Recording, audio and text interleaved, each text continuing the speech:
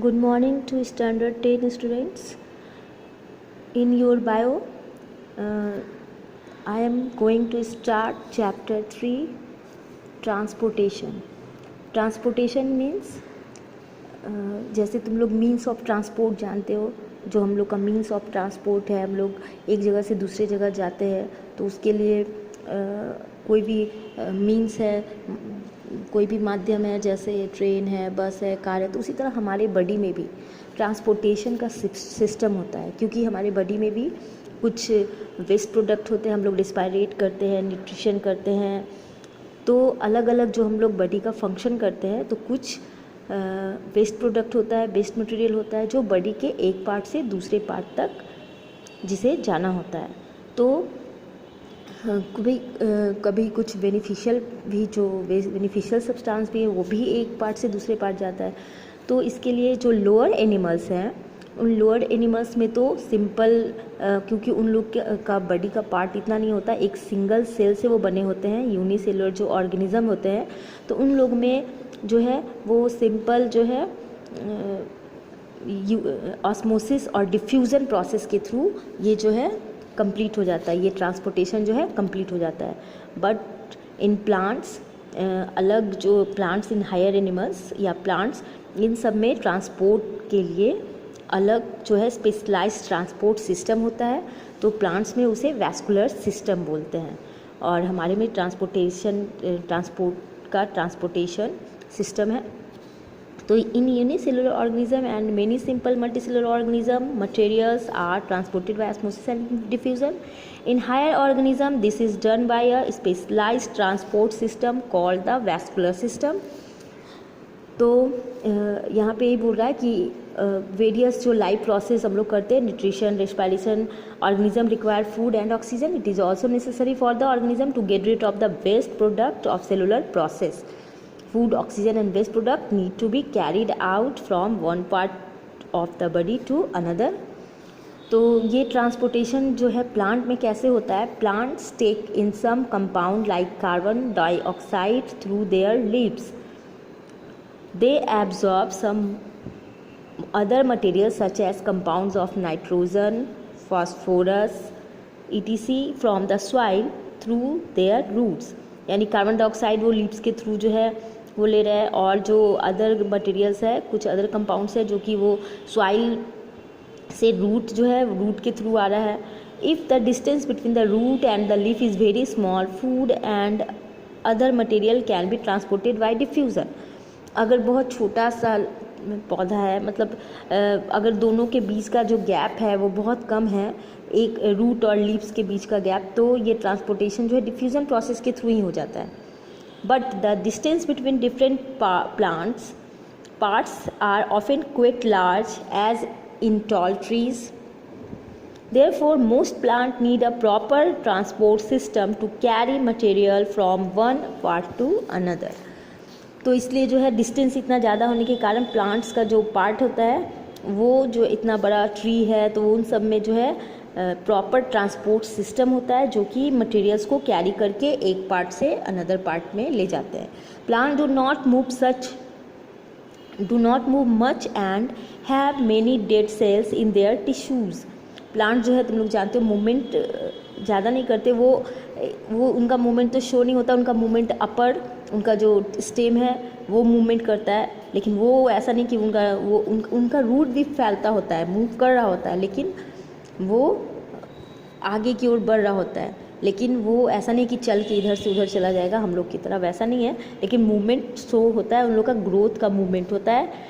तो यहाँ पे यही बोल रहा है कि जो प्लांट्स जो है वो ज़्यादा मूवमेंट नहीं करते, लेकिन उनका जो डेड सेल है, डेड टिश्यू है, उनके पास हमेशा बनता रहता है. Therefore they do not need much energy.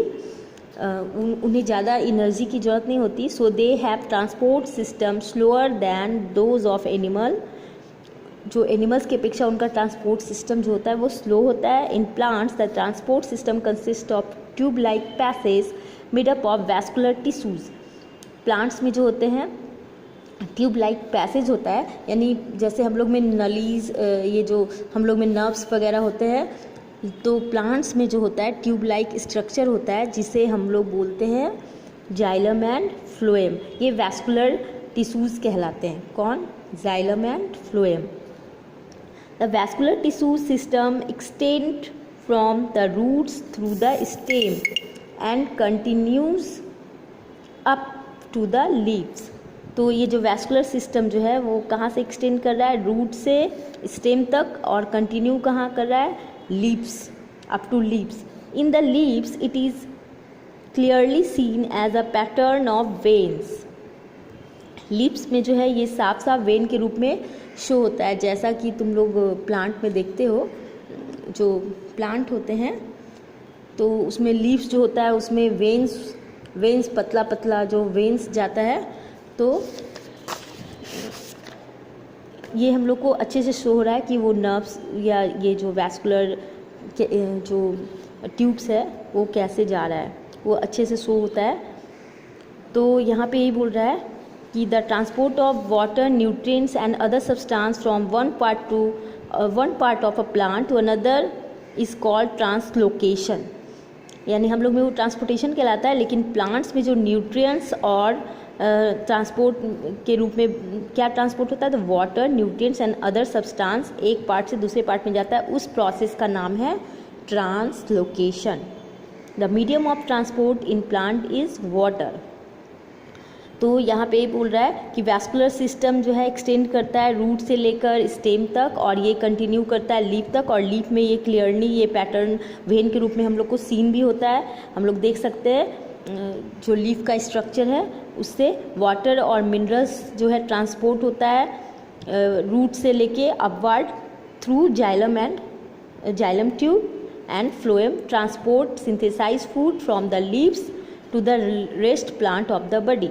और ये जो है फ्लोएम से ट्रांसपोर्ट होता है और फूड जो है सिंथेसाइज होता है लीव्स में और सारे प्लांट बॉडी में ये जाता है। तो यहाँ पे यही बोल रहा है कि इस प्रोसेस को कहते हैं ट्रांसलोकेशन।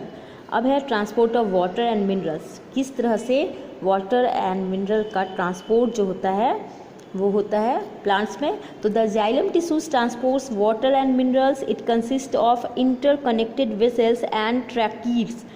जो जाइलम टिश्यूज जो होता है वो ट्रांसपोर्ट करता है वाटर और मिनरल किस तरह से? तो उसके अंदर जो होता है वेसल्स एंड ट्रैकीड्स होता है जो कि उसका पार्ट्स है।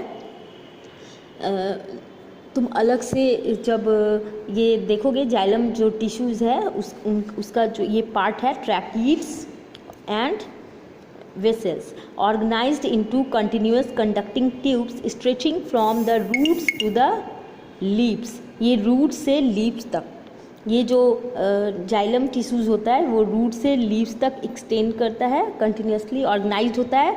और ये जो this tube carry water and mineral to all parts of the plant. ये ट्यूब जो है, ये जो जाइलम का ट्यूब है, ये क्या करता है? वाटर एंड मिनरल जो है प्लांट के सारे पार्ट में पहुंचाता है। Plant absorb water from the soil through the root and transport to the stem. ये जो प्लांट है ये वाटर एब्जॉर्ब करता है सॉइल के थ्रू एंड रूट के, ये soil through the root, soil से रूट के थ्रू सॉइल से एब्जॉर्ब करता है और ट्रांसपोर्ट करता है स्टेम को, लीव्स को एंड फ्लावर्स को। और रूट जो होता है, रूट के पास रूट हेयर होता है।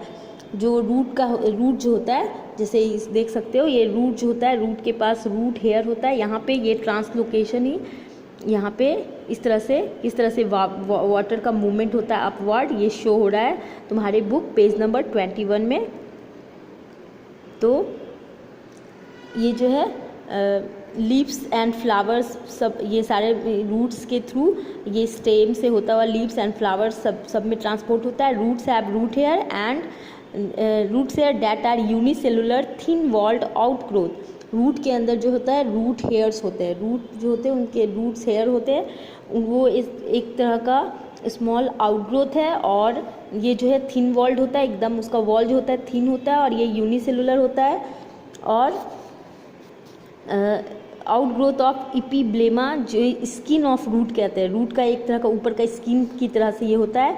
The root hairs are in close contact with the thin film of water surrounding the soil particles, यानी रूट का जो हेयर होता है वो कॉन्टैक्ट में होता है, जो आसपास सॉइल के अंदर जो वाटर होते हैं उसका एकदम पतला थिन फिल्म टाइप, जैसे बुलबुला टाइप जो होता है उस तरह से वो उसके अपने अंदर इनक्लोज कर लेता है। There are mineral salt such as nitrate, chloride, sulphates, phosphates ETC, ये सारे वाटर में डिज़ोल्व होते हैं और वाटर जो होता है एब्जॉर्ब होता है ऑस्मोसिस प्रोसेस के through, while the minerals absorb as ion by active transport against the law of diffusion. जबकि ये जो वाटर जो होता है ऑस्मोसिस प्रोसेस के थ्रू और मिनरल्स जो होते हैं वो डिफ्यूज़न प्रोसेस के थ्रू जो होते हैं वो ट्रांसपोर्ट होते हैं, एब्जॉर्ब होते हैं, और सेल मेम्ब्रेन जो होते हैं वो ट्रांसपोर्ट करते हैं protein that allow the ions to the cross the membrane. The ions then move upward through the xylem to the leaves and other aerial parts of the plant.